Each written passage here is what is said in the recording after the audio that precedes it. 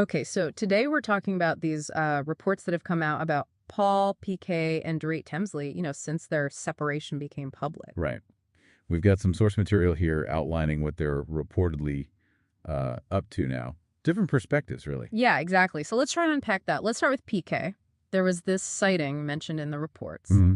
He was apparently spotted out in London. Okay. And who was he supposedly with?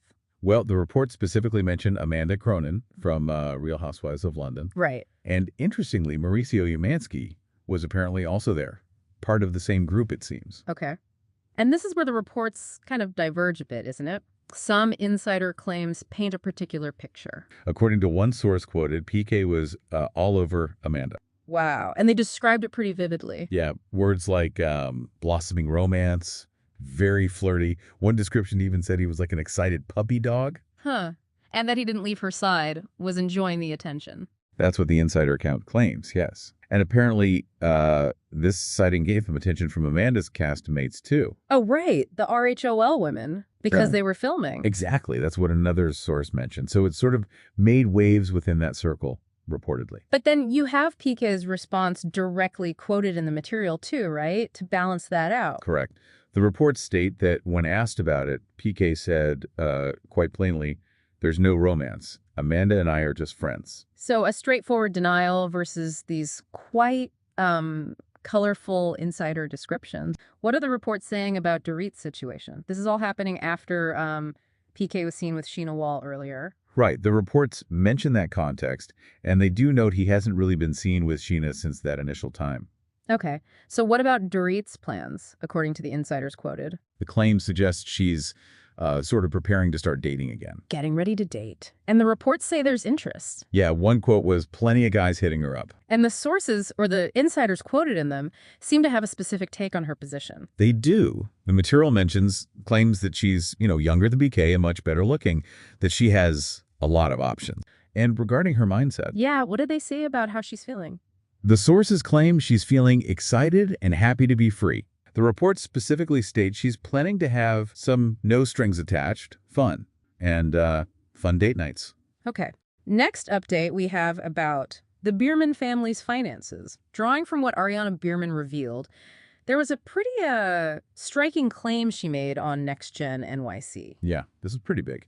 Ariana basically claimed her parents, Kim Zolciak and Kroy Biermann, took money she had earned to pay their bills and cover expenses during all their financial trouble. And we know from reports they've got over $1 million in tax debt alone. Ariana said she doesn't even know how much they took or what exactly it was used for because, as she put it, no one was truthful. It really is. It just highlights how severe those financial problems were and the direct hit it caused for their kids. Plus, that lack of honesty around it, that's got a sting. But did Ariana share anything about how she's doing financially now? She did. She said she's actually the most financially stable I've ever been right now. She's focused on building her own savings, supporting herself, taking opportunities. Good for her. That's great to hear. And what's the latest on Kim and Kroy's money situation, according to Ariana? Any improvement? She said her mom is very good at paying her back now from money she earns from shows, and that she's working really hard.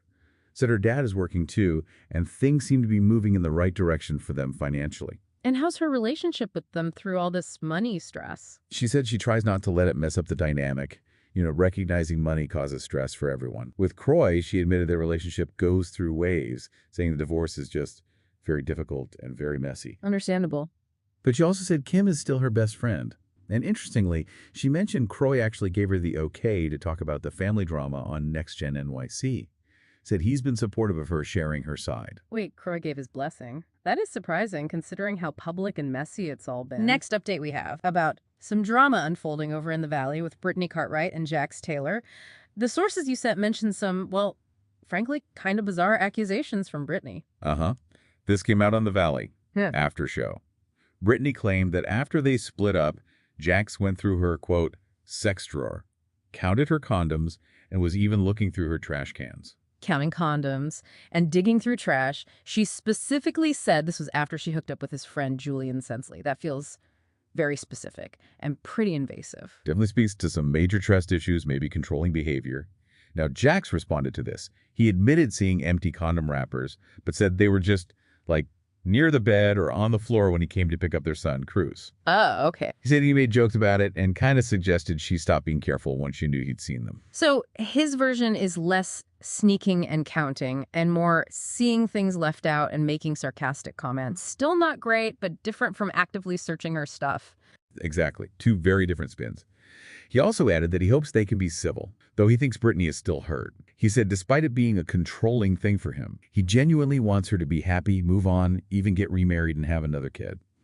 Acknowledging it's controlling but still wanting her happiness. And sticking with Brittany and Jax, there's also financial drama, right? Something about her wedding ring. Yes. Brittany brought up her $70,000 wedding ring, said she hasn't seen it since they separated, and she suspects there are very high chances that he sold it. Ooh.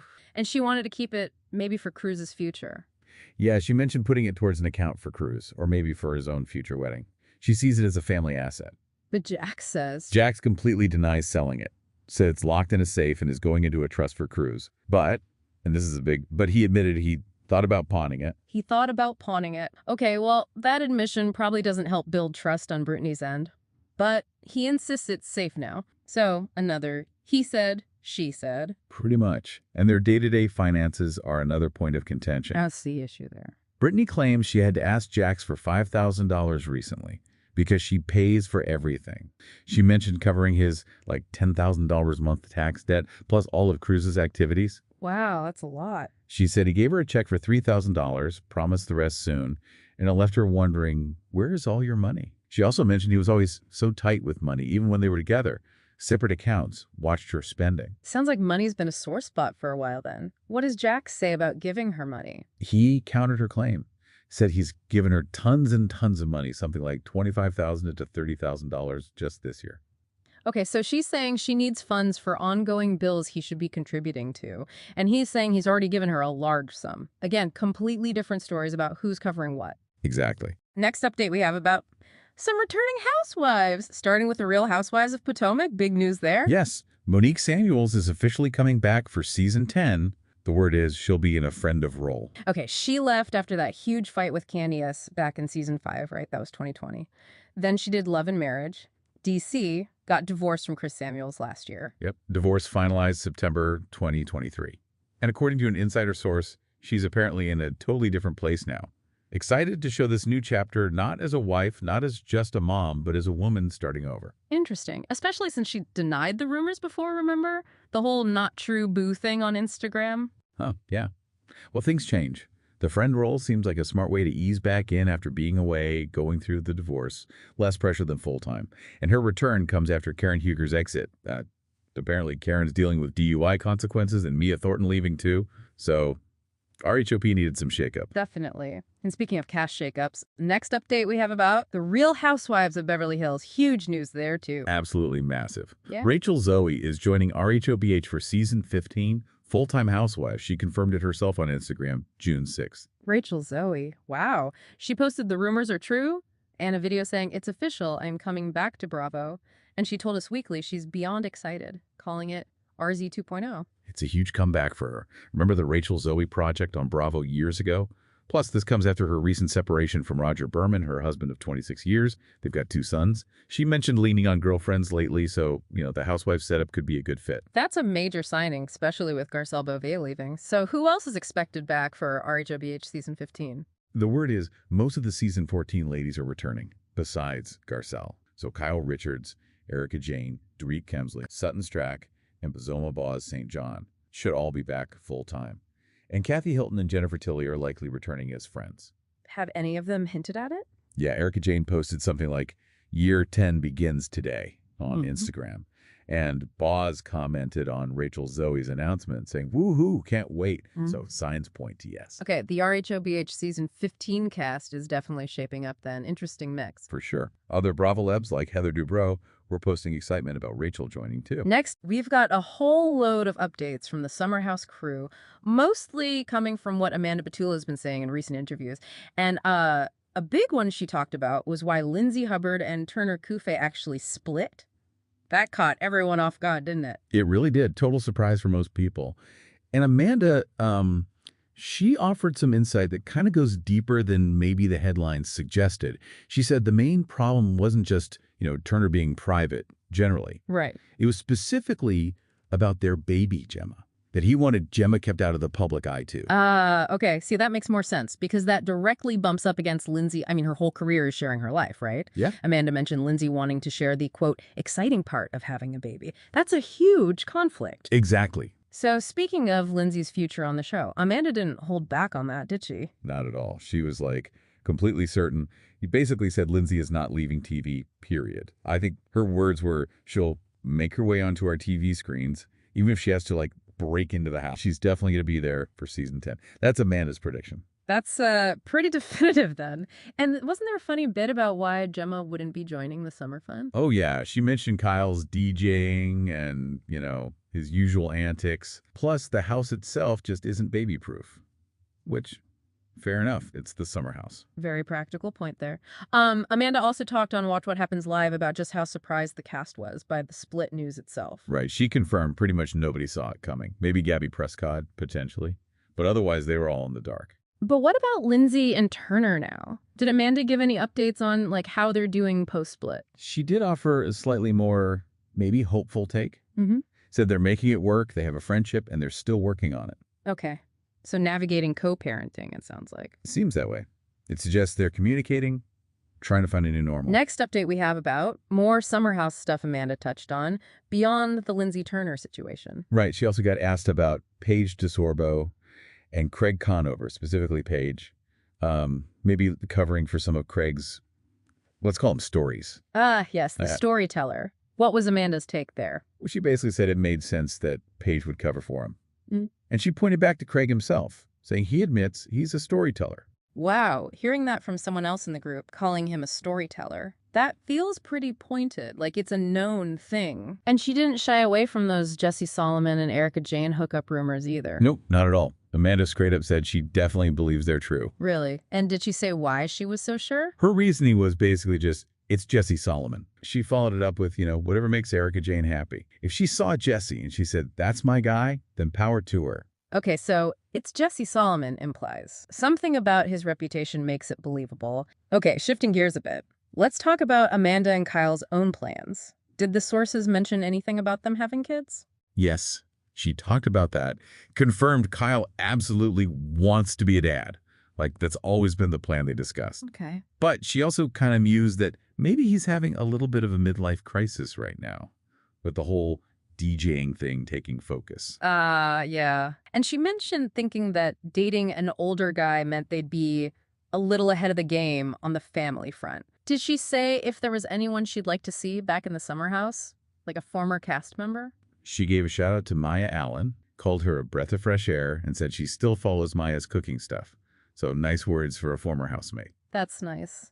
And what about her own high and low points for season 9, her Rose and Thorn? Rose was launching her swim line, huge for her, the Thorn. That was seeing Kyle fight with Paige. She said it made things awkward for her friendships, especially with Paige, and, the whole Craig situation tied into that. Okay, one last summer house point. Carl Ratchey getting emotional on the WWHL after show about missing his friendship with Lindsay. How did Amanda react to seeing that? She said she wasn't surprised at all. She actually gave some pretty interesting context. Said Carl has had so much love for Lindsay, really depended on her. Apparently, he even moved into her building once because she was such a safe space for him. Wow, okay. Amanda said she hopes they can reconnect down the line, but she thinks that's going to be on Lindsay's terms. Whatever feels right and healthy for Lindsay. That really does add depth to understanding Carl's reaction. It's more than just a breakup. Okay, one more area. Next update we have about RHONJ and Dolores Catania. There were rumors linking her to another show. Yeah, Dolores addressed those rumors about possibly joining the new Real Housewives of Rhode Island. She talked about it on Jeff Lewis's radio show. And is she swapping Jersey for Rhode Island? Nope. She clarified she won't be a star on it, but might visit, maybe. Oh, yeah. She did say she has friends on that cast, called them Wild, but then immediately added, not RHONJ. Gotta stay loyal to Jersey. She pretty much said Jersey is its own thing. Yeah. And after watching all the franchises for her podcast, The Two T's, she thinks you've got to go far to beat Jersey. So, sounds like maybe a quick pop-in, but she's sticking with RHONJ. Got it. Also from Dolores, though, was a much more personal update about her health. Yes, this was quite significant. She shared she gained about 20 pounds and was having a really hard time with it. Said her Monjaro stopped working, and she was even looking into therapy, maybe for friends, she said, because of the stress. That sounds tough, but there was something more serious she revealed, too. Yes, she said she recently had a cardiac ablation. It was for AFib, atrial fibrillation, because her heart was beating a lot. Wow, okay. And didn't her boyfriend Paulie just have a similar procedure, too? He did, yeah. Paulie Connell also had a heart ablation recently. Dolores mentioned his was for something different. She thought maybe congenital. But yeah, cardiac issues seem to be front and center for them right now. How is she doing now after the procedure? She said she's fine and good now, but she's on a bunch of medicine, like 10 pills a day for the next 90 days. Things like blood thinners, metoprolol. She called it a formality post-procedure. And she did wonder if maybe that medicine could be contributing to the weight gain she mentioned. That's a really serious health scare to go through. Puts everything else into perspective, doesn't it? Dealing with AFib and procedures while filming a reality show. So quite a range we've covered today, from relationship implosions and financial finger-pointing in Summer House in the Valley to serious health news from Dolores and those major casting shakeups for RHOP and RHOBH.